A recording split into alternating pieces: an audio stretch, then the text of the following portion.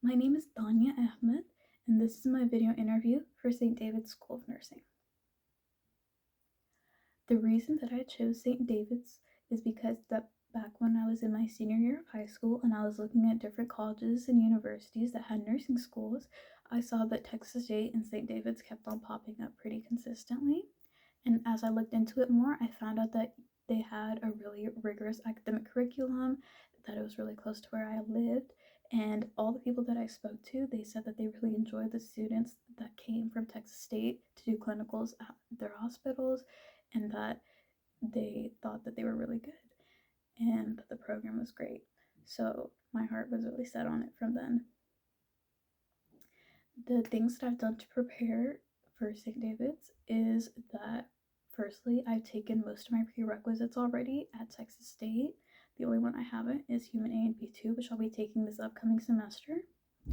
I'm currently a licensed CCMA and an EKG tech, which I know some of the skills will be useful as well to remember during nursing school. And I'm currently in piano and I'm in LA for functional bio. One of the people that I feel has prepared me to be a nurse and deal with a diverse range of patients is my CCMA teacher, Mrs. Elquist. I remember I got my certification in February of 2024, and in the months leading up to it, Mrs. Elquist, she would make sure that she was always there to help us and guide us, especially during skill checks. And during skill checks, she would be like, hey, just so you know that if you guys are ever interested in nursing, these skills are going to be really useful to have whenever you go to nursing school. And I think it'll be really beneficial for you guys if this is something that really interests you after getting the certification. And at that point, I was really confused. I didn't really know what I wanted to do in college. And those months with her really helped me solidify my choice in being a nurse. I remembered that on top of always walking us through everything and doing the skill checks with us, she would bring in people that she knew that worked in healthcare and brought them in to talk to us about their jobs.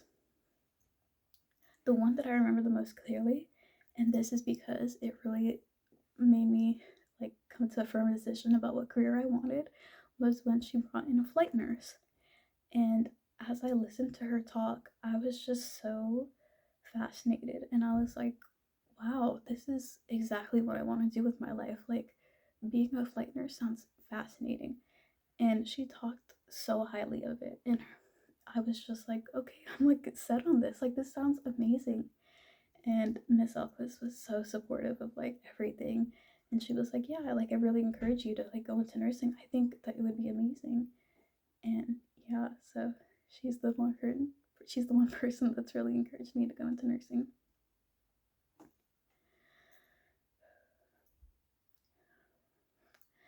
I've had a lot of different experiences in life that I really feel have helped me prepare for healthcare.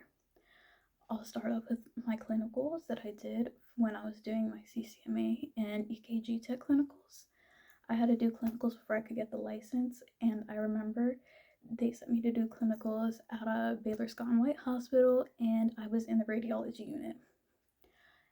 And I would rotate to like the different areas of radiology. So one day I would be at X-ray, one day I would be in CT, one day in MRI, and the entire time I was fascinated. I was like, there's so many different types of patients that like walk through those doors every day. They could be patients with cancer, they could be just coming in because their doctor sent them, but there was just so many different people, and all of these people just treated them with so much care and compassion, and they listened to them, they helped them out even if they were like really uncomfortable, and they just like got them through the process so well. And I was like, wow, like this is like a really scary thing for a lot of people to like get scans and all that stuff, and these people just like handled it so well, and I was like, that's really inspiring. Another thing that I feel has helped me prepare is being in LA. I'm currently in LA for functional bio, and I have been for the last 3 semesters. And aside from refreshing me on biology concepts all the time, I feel like it's also helped me learn how to talk to people more and connect with them. And I feel like that's a really useful skill to have as a nurse, because I know that whenever you're in a hospital or a healthcare setting, sometimes what you need is just somebody that just talks to you and gets you and isn't just like talking down to you. And I feel like that's a really important thing that you need no matter like what profession you go into.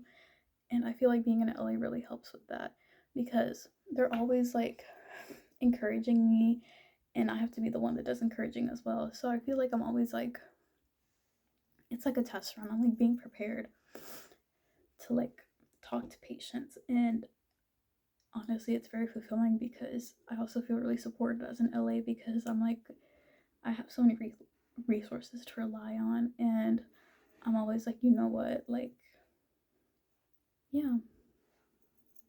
And finally, something that I do for work that I feel like is just like a hospital is working for the fashion magazine that we have on campus, like magazine. Something that I found in the last few semesters working there is that a fashion magazine kind of runs similarly to how I feel like a hospital runs. You have all of these different departments like styling, design, editing, just like the departments that you have in a hospital, like coming together and making the experience the best it can be. For a magazine, it's making the magazine the best experience a viewer can have. For healthcare, it's like giving the patient the best experience they can have, right? So those are the experiences that I feel like have really helped me prepare to be a nurse.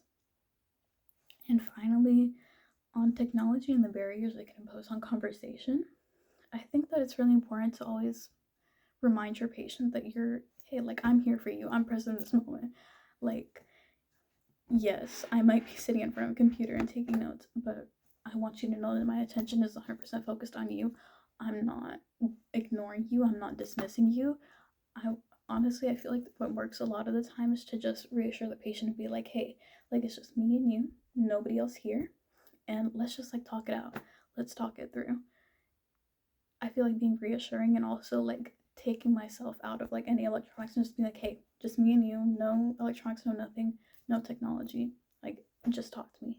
I feel like that's really useful for a bunch of people to just be like, hey, I'm like my full attention is on you. I also think if they need help and they do need to use technology, I think there's a good way to like incorporate that into your language and to talk with them like that. But it's different for every person. So thank you so much for letting me speak. Thank you.